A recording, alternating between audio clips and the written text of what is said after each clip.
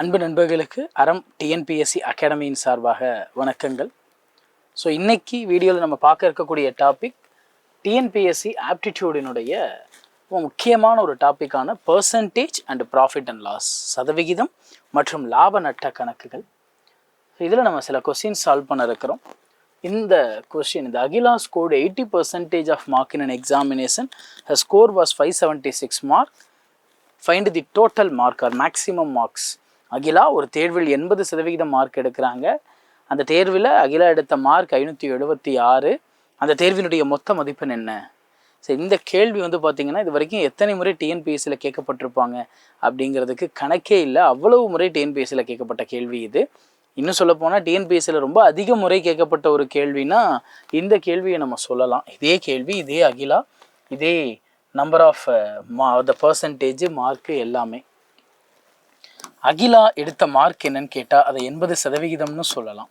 அகிலா எடுத்த மார்க் என்னன்னு கேட்டால் அது 576 சொல்லலாம். அப்போ அதை ரெண்டையும் நம்ம ஈக்குவேட் பண்ணலாம். இதை 8 டேபிள் அடிக்கிறீங்கன்னா 80 8 டேபிள் அடிச்சிங்கன்னா 10%. 576 8 டேபிள் அடிச்சிங்கன்னா 576 8 டேபிள் அடிச்சிங்கன்னா 7 டைம்ஸ் போட்டால் 56, 16, 2 டைம்ஸ் போட்டால் 16 இல்லையா, 0. அப்போ 72. நமக்கு தேவை டோட்டல் மார்க். டோட்டல்ங்கிறது எப்பயுமே மொத்தம்ங்கிறது 100% குறைக்கும். 10% 72னா 100% 720. இதுதான் அகிலா எழுதின அந்த தேர்வினுடைய மொத்த மதிப்பெண், அதாவது மேக்சிமம் மார்க்காக இருக்கக்கூடும். ரைட்டுங்களா? ஸோ அடுத்த கொஸ்டின் போகலாம். பீட்டர் அப்படிங்கிறவர், Peter got 30% of maximum mark in an examination and failed by 10 mark. Peter ஒரு தேர்வில் 30% மார்க் எடுத்தும் கூட 10 மார்க்கில் ஃபெயில் ஆயிட்டாப்புல. அடுத்து பார்த்தீங்கன்னா பால் அப்படிங்கிற நபர் who took same examination got 40% of total mark and got 15 marks more than the passing marks. பால் அதே தேர்வை எழுதி 40% மார்க் எடுத்திருக்கிறாப்புல. அந்த 40% பார்த்தீங்கன்னா பாஸ் மார்க்கை விட 15 மார்க் அதிகமாமா. அதாவது பீட்டர் 30% மார்க் எடுக்கிறாப்புல, அது பாஸ் மார்க்கை விட 10 மார்க் கம்மியாக இருக்குது. பால் பார்த்தீங்கன்னா 40% மார்க் எடுக்கிறாப்புல, அது பாஸ் மார்க்கை விட 15 மார்க் அதிகமாக இருக்குது. இது ரெண்டுக்கும் வித்தியாசம் பார்க்கலாம். 40ல் 30 போச்சுன்னா 10% வித்தியாசம் இல்லையா? மார்க் அடிப்படையில் பார்த்தா பிஎம் பாஸ் மார்க் போயிடும். 15 10 -10 இல்லையா? 15 -10 அப்போனா 25 மார்க் வித்தியாசம். 10%ல் 25. அந்த தேர்வினுடைய மொத்த மதிப்பெண் கண்டுபிடிச்சி நம்ம போனாலும் போகலாம். அப்படி இல்லைன்னா நமக்கு ஈஸியான ஒரு வழி இருக்குது. பீட்டர் 30% எடுத்திருக்கிறாருல்ல, அதோட 10 மார்க் கூடுதலாக எடுத்திருந்தாலே ஒரு பாஸ் ஆயிருப்பார். சார் 10% பார்த்தீங்கன்னா 25. அப்போ அதனுடைய 3 மடங்கு 30% பார்த்தீங்கன்னா 75. இந்த 75ஓட ஒரு 10 மார்க் எக்ஸ்ட்ரா பீட்டர் எடுத்திருந்தாருன்னா, அதாவது 85 மார்க் பீட்டர் எடுத்திருந்தாருன்னா அவர் இந்த தேர்வை பாஸ் பண்ணியிருப்பார். இதுதான் இந்த கொஸ்டினுக்கான ஆன்சர். அப்போ அந்த தேர்வினுடைய பாஸ் மார்க் 85 மார்க். ரைட்டு தானேங்க? அடுத்த கொஸ்டின் நம்ம போகலாம். The value of a machine depreciates at 10% per year. ஒரு மிஷினுடைய வேல்யூ 10% ஒவ்வொரு ஆண்டுக்கும் குறைஞ்சிக்கிட்டே வருது. இப்போ அதனுடைய வேல்யூ 1,62,000. 2 வருடங்களுக்கு பிறகு அந்த வேல்யூ என்னவா இருக்கும்னு கேட்குறாங்க. சார் 1,62,000 மொதல் வருஷம் ஒரு 10% வேல்யூ குறையுது. 1,62,000ல் 10%னா 16,200 குறையுது. ரைட்டா? அப்போ நமக்கு எவ்வளோ இருக்குங்க? 1,62,000ல் 16,000 போச்சுன்னா 1,46,000. இன்னொரு கூடுதலாக 200 போகுதுன்னா 1,45,800. அதிலிருந்து திருப்பி ஒரு 10% டிப்ரிஷியேட் ஆகுது. அப்போனா 14,580 இல்லையா? 1,45,800ல் 14,000 போச்சு அப்படின்னா உங்களுக்கு 1,31,800 கிடைக்கும். அதில் ஒரு 500 போச்சுன்னா 1,31,300 கிடைக்கும். அதில் ஒரு 80 போச்சுன்னா 1,31,220 கிடைக்கும். 1,31,220. இதுதான் இந்த கொஸ்டினுக்கான ஆன்சர். முதல்ல ஒரு 10% போகுது, அடுத்து ஒரு 10% போகுது.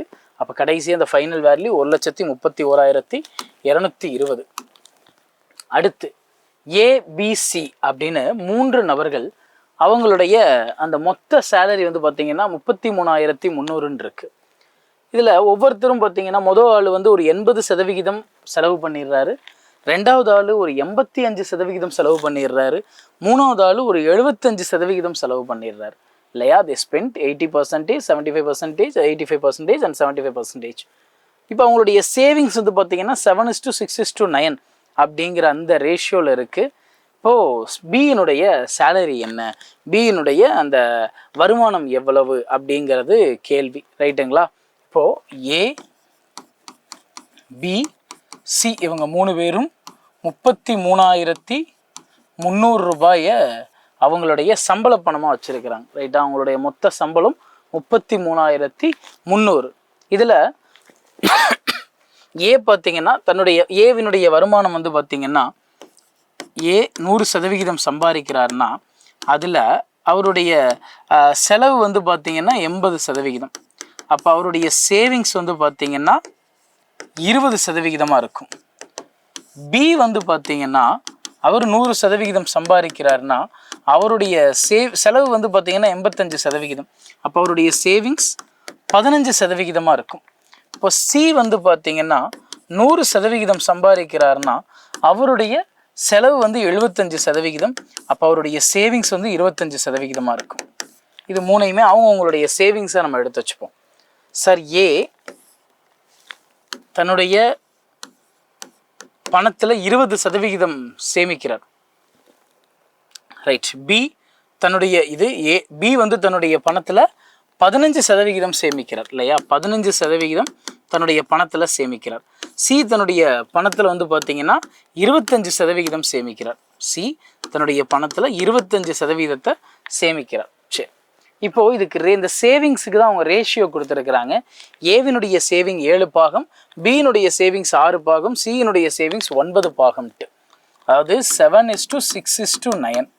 அப்போ ஏவினுடைய சேவிங்ஸ் அதில் 7 பாகம் அந்த ரேஷியோவில், பியினுடைய சேவிங் 6 பாகம், சியினுடைய சேவிங்ஸ் வந்து பார்த்திங்கன்னா 9 பாகம் அப்படின்னு சொல்லியிருக்கிறாங்க. சார் 20%ல் 7 பாகம்னா மொத்த சம்பளம் 100% இல்லையா? அதை நம்ம எவ்வளோ பாகம்னு சொல்லலாம்? 20 × 5 மடங்கு போட்டால் 100. அப்போ அதை நம்ம என்னன்னு சொல்லலாம்? 5ஆல் மல்டிப்ளை பண்ணால் 35 பாகம்னு சொல்லலாம் இல்லையா? ஏவினுடைய மொத்த வருமானம் வந்து 35 பாகம். சார் 15% 6 பாகம் இல்லையா? இது நம்ம 3 டேபிளில் அடிக்கலாம். 3 டேபிளில் அடித்தா 5% உங்களுக்கு வந்து 2 பாகமாக இருக்கும். அப்போ இதனுடைய 100% எவ்வளோன்னு பார்ப்போம். 20ஆல் பெருக்கணும் இல்லையா? 20ஆல் பெருக்கும்போது உங்களுக்கு வந்து 100% 40 பாகம்னு கிடைக்கும், ரைட்டு தானேங்க? அடுத்து காவாசி 9 பாகம். அப்போ 100% இங்கேயே இதை வந்து நம்ம 4ஆல் பெருக்கினாலே கிடச்சிரும். அப்போ 4ஆல் பெருக்கும்போது 100% 36 பாகம்னு கிடைக்கும். இங்கே பாருங்கள், ஏவினுடைய சம்பளம் 35 பாகம்னு கிடச்சிருச்சு, பியினுடைய சம்பளம் 40 பாகம்னு கிடச்சிருச்சு, சியினுடைய சம்பளம் 36 பாகம்னு கிடச்சிருச்சு. இப்போ மொத்த சம்பளம் 35, 40, 75, 36, 105, ஒரு 105, 111 பாகம். இதுதான் மொத்த சம்பளம், டோட்டல் சேலரி. இந்த டோட்டல் சேலரி தான் எவ்வளோன்னு கொஸ்டினில் கொடுத்துருக்குறாங்க. 33,300ன்னு கொடுத்துருக்குறாங்க. 33,300ன்னு கொடுத்துருக்குறாங்க. இதை 1 டைம் அடித்தா, இதை மொத்தமாக அடித்தா நம்ம இதையும் 3 டைம்ஸ் ஆகும். ஒரு பாகத்தில் 300. நமக்கு தேவை பியினுடைய சேலரி. பியினுடைய சேலரிங்கிறது 40 பாகம். ஒரு பாகத்தில் 300ன்னா 40 பாகத்தில் 12,30 12,000. இதுதான் இந்த கேள்விக்கான ஆன்சர். அப்போ பியினுடைய சம்பளம் எவ்வளோ? 12,000. அது ஆப்ஷன் டியில் இருக்குது. இந்த கொஸ்டினுக்கான ஆன்சர் 12,000. அடுத்த கொஸ்டின் பார்த்தீங்கன்னா, ஒரு நபர் வந்து அவர்கிட்ட 2 ஹென்ஸ் இருக்குது. Man have 2 hens. Cost price of those are same. One is sold at 20% profit, and the other one is sold at 20% loss. அவருடைய gain or loss percentage we have to find இல்லையா. ஒரு மனிதன் இரு கோழிகளை இரண்டையும் ஒரே விலைக்கு வாங்கி ஒன்றை 20% லாபத்திற்கும் மற்றொன்றை 20% நட்டத்திற்கும் விற்கிறார் இல்லையா. எனில் அவருக்கு கிடைக்கும் லாப அல்லது நட்ட சதவிகிதம் எவ்வளவு அப்படிங்கிறது தான் இந்த கேள்வி. நம்ம என்ன பண்ணலாம், அந்த நபர் வந்து 2 கோழியும் ஒரே விலைக்கு தான் வாங்குறார். அப்போ அதனுடைய காஸ்ட் ப்ரைஸ் 100 ரூபான்னு வச்சுக்கலாம்.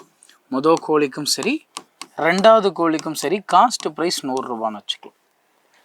முதல் கோழி என்ன பண்ணுறாரு, 20% லாபத்திற்கு விற்கிறார்.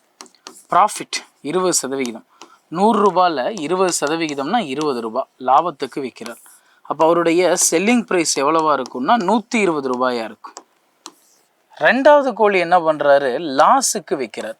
எவ்வளோ லாஸு, 20% லாஸுக்கு விற்கிறார். அப்போ 20 ரூபா லாஸுக்கு விற்கிறாருன்னா ரெண்டாவது கோழியினுடைய செல்லிங் ப்ரைஸ் எவ்வளவா இருக்கும், 80 ரூபாயாக இருக்கும் இல்லையா. இப்போது இந்த 2 கோழியும் சேர்த்து அவர் எவ்வளோக்கு வாங்கியிருப்பார் அப்படின்னு பார்த்தோம்னா cost price 1 plus cost price 2, 100 + 100, 200 ரூபாய்க்கு இந்த 2 கோழியும் சேர்த்து வாங்கியிருப்பார். சரி, இந்த 2 கோழியும் எவ்வளோக்கு விற்றுருப்பாருன்னு பார்த்தா செல்லிங் ப்ரைஸ் 1 செல்லிங் ப்ரைஸ் 2 ரெண்டையும் சேர்த்து பார்த்தா 120 + 80, 200 ரூபாய்க்கு இந்த 2 கோழியும் விற்றுருக்கிறார். சார் 200 ரூபாய்க்கு வாங்கியிருக்கிறாரு, 200 ரூபாய்க்கு விற்றுருக்கிறாரு. அப்போ அவருக்கு நோ ப்ராஃபிட் நோ லாஸ், லாபமும் அல்ல நட்டமும் அல்ல இல்லையா. அவருக்கு லாபமோ நட்டமோ எதுவுமே இல்லை. இந்த டிரான்சாக்ஷன் பொறுத்த மட்டும் அவர் சேஃப், அவ்வளோதான். ரைட்டு தானேங்க. ஸோ நம்ம அடுத்த கொஸ்டின் போகலாம். Length of rectangle is decreased by 50% and the breadth is increased by 80%. ஒரு செவ்வகத்தினுடைய நீளம் 50% குறைக்கப்படுது, அதனுடைய அகலம் 80% அளவிற்கு அதிகரிக்கப்படுது. அதனுடைய பரப்பில், அதாவது அதனுடைய பரப்பளவு இருக்கு இல்லையா, அதில் ஏற்படும் சதவிகித மாற்றம் என்ன அப்படின்னு கேட்குறாங்க. Percentage difference in the area of rectangle என்ன அப்படிங்கிறது கேள்வி. ரைட்டுங்களா. இப்போ நம்ம இந்த இடத்துல லென்த்தையும் 100ன்னு வச்சுக்கலாம், பிரெத்தையும் கூட 100ன்னு வச்சுக்கலாம். ஏன்னா எனி இது வச்சா ஸ்கொயர் ஆகும் இது இல்லையா. ஆனால் any square is a rectangle, எல்லா சதுரமுமே செவ்வகம் தான் நமக்கு தெரியும். ரைட்டு தானேங்க. இப்போது இந்த லென்த்து வந்து பார்த்திங்கன்னா 50% குறையுதான். 50%னா 50 தான் இல்லையா. அது குறைஞ்சா உங்களுக்கு என்னவாகும், 50 ஆகும் புது லென்த்து. இந்த பிரெத்து வந்து பார்த்திங்கன்னா 80% வரைக்கும் கூடுதான். அப்போ இது கூடுனா புது பிரெத்து 180 ஆகும் இல்லையா. முன்னாடி ஏரியா எப்படி இருந்தது, ஏரியாங்கிறது லென்த்து இன்ட்டு பிரெத்து. முன்னாடி 100 × 100ன்னு இருந்தது, அதாவது 10,000 இருந்தது. இப்போ நியூ ஏரியா என்னவா இருக்குது, லென்த்து 1 × பிரெத்து 1. அந்த புது ரீடிங்ஸை நம்ம எடுத்து போடுறோம். 50 × 180ன்னு இருக்குது இல்லையா. 18 5s are 90, 2 0. 10,000 இருந்தது 9,000 மாறிடுச்சு இல்லையா. 10,000 இருந்தது 9,000. அப்போ அந்த 10,000 இருந்தது 9,000 மாறுதுன்னா 1000 ரூபாய் குறையுது. 10,000க்கு 1000 குறையுது. 10,000க்கு 1000 டிக்ரீஸ். 10,000க்கு 1000 டிக்ரீஸ் ஆகுதுன்னா 1000க்கு 100 டிக்ரீஸ் ஆகும், 100க்கு 10 டிக்ரீஸ் ஆகும். சார் 100க்கு எவ்வளோங்கிறது தான் பர்சன்டேஜ். இப்போ 100க்கு 10, அப்போனா 10% டிக்ரீஸ் குறையும். அதுதான் இந்த கொஸ்டினுக்கான ஆன்சர். 10% குறைவு ஏற்படும். ரைட்டா. இந்த கொஸ்டினை நம்ம நேரடியாக பர்சன்டேஜ் அடிப்படையிலையும் போட முடியும். எப்படி சார் போடலாம், சார் 100% வச்சுக்கலாம். அந்த ஏரியாவில் லென்த்து இன்ட்டு பிரெத், எப்பயுமே இந்த இன்ட்டுவை நம்ம ஃபர்தர் கால்குலேஷன்னு சொல்லுவோம். அப்போ லென்த்தில் ஒரு 50% உங்களுக்கு வந்து பார்த்திங்கன்னா குறையுது. அதை நம்ம இங்கே பார்ப்போம். 50% குறையுதுன்னா இது மீதி 50% தான் இருக்கும். அடுத்து பார்த்திங்கன்னா ஒரு 80% பிரெத் அடிப்படையில் கூடுது இல்லையா. 2 இருக்குது மல்டிப்ளிகேஷனில், அதனால் 2 தடவை இந்த ஒர்க்கை நம்ம பண்ணுறோம். 50ல் 10%னா 50ல் 10%னா 5. அப்போ × 8 போட்டாலே 80% ஆயிரும். 10%த்தில் × 8 போட்டாலே 80% ஆயிரும். அப்போ 5 8s are 40, 40% கூடுது இல்லையா, ஆட் ஆகுது. அப்போ இது 90% ஆகுது. 100% இருந்தது 90% ஆகியிருக்குன்னா 10% டிக்ரீஸ் ஆகிருக்கு, சரிவை சந்திச்சிருக்கு. ரைட்டுங்களா? அப்போ அந்த பரப்பளவில் ஏற்படும் மாற்றம் 10% சரிவு. அதுதான் இந்த கொஸ்டினுக்கான ஆன்சர். ஸோ இந்த வீடியோவில் நம்ம பர்சன்டேஜ் சார்ந்த கொஸ்டின்ஸ் பார்த்தோம். மீண்டும் அடுத்த வீடியோவில் அடுத்த ஒரு தலைப்பில் உங்களை சந்திக்கும் வரை உங்களிடமிருந்து விடைபெறுவது உங்கள் முத்துக்குமார், ARAM TNPSC அகாடமியிலிருந்து. நன்றி.